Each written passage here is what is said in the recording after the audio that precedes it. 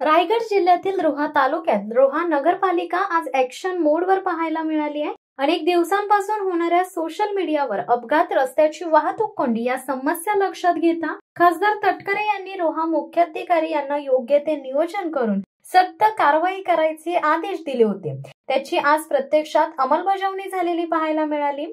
Roha police station, Roha वाहतूक police यांच्या सहाय्याने नगरपालिकेने रस्त्यावर असलेल्या अनधिकृत टपऱ्या गाड्या तसेच व्यापाऱ्यांच्या अनधिकृत वाढीव बांधकामावर आज अखेर सक्त कारवाई करून फावडा फिरवलेला पाहायला मिळाला। त्यामुळे रोह्यातील रस्त्यांनी मोकळा श्वास घेतलाय। रोह्यातील मुख्य रस्ते मोकळे झाल्यामुळे याचा नागरिकांना मोठ्या प्रमाणात फायदा होणार आहे, तसेच अनेक समस्यांना पूर्णविराम मिळणार आहे। यामुळे रोहेकर नागरिकांकडून रोहा नगरपालिकेला कौतुकाची थाप मिळून सार्वत्रिकरित्या कौतुक होत आहे।